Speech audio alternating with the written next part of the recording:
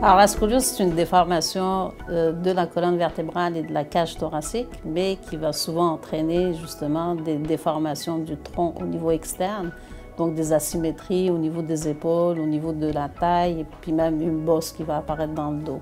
C'est atteint les adolescentes, donc c'est la période de croissance et qui peut entraîner des déformations qui sont très sévères au point d'être traitées par chirurgie. Mais avant d'arriver à la chirurgie, en général, il y a un suivi clinique et donc des radiographies qu'on va prendre tous les 6 mois pour que l'orthopédiste évalue à quel point la scoliose va progresser dans le temps. Et ensuite, si jamais ça arrive à un stade modéré, on va prescrire un corset. Donc c'est une orthèse qui est portée 23 heures sur 24 heures par la jeune fille.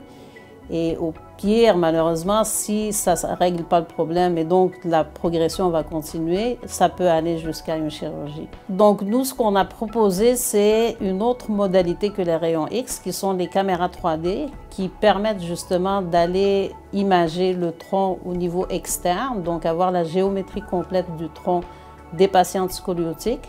Et idéalement, ce qu'on veut, c'est qu'au niveau du suivi, étant donné que ce n'est pas tous les patients qui vont progresser, on aimerait réduire le nombre d'irradiations. Parce que bon, une fois par 6 mois, c'est réglementé, donc pour essayer de moins irradier le patient, mais quand même, le cumul d'irradiation peut entraîner certains types de cancers.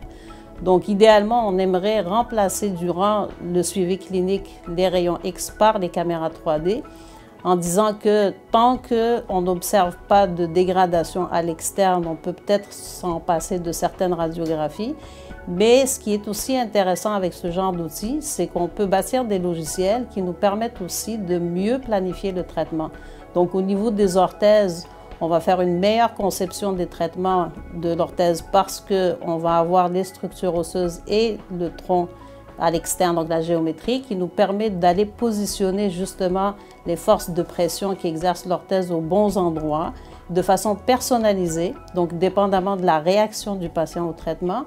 Et c'est pareil au niveau de la chirurgie, c'est qu'on veut simuler différents types de chirurgie pour arriver à une stratégie opératoire qui va donner un meilleur résultat au niveau de l'apparence externe. Parce que comme c'est des jeunes filles, redresser la colonne, donc les structures osseuses, n'est peut-être pas leur priorité. Donc leur priorité, c'est d'améliorer leur aspect en fait cosmétique, donc leur apparence. Donc c'est pour ça que c'est un logiciel qui vient aider le chirurgien dans la prise de décision, puis qui va impliquer le patient de sorte à ce que le traitement final soit un traitement qui va satisfaire aussi le patient.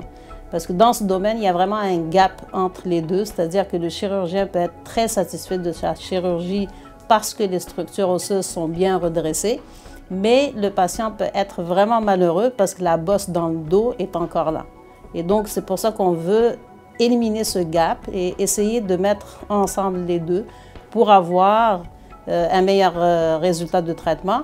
Mais comme je dis aussi, notre premier but, c'était d'éliminer au maximum l'irradiation du patient pour éviter certains types de cancers. Donc ça vient vraiment améliorer la qualité de vie, non seulement du patient, mais aussi du personnel, parce que ce personnel-là aussi, en faisant des acquisitions de radiographie, malgré toutes les précautions, il y a quand même des rayons X qui se trimballent dans l'environnement.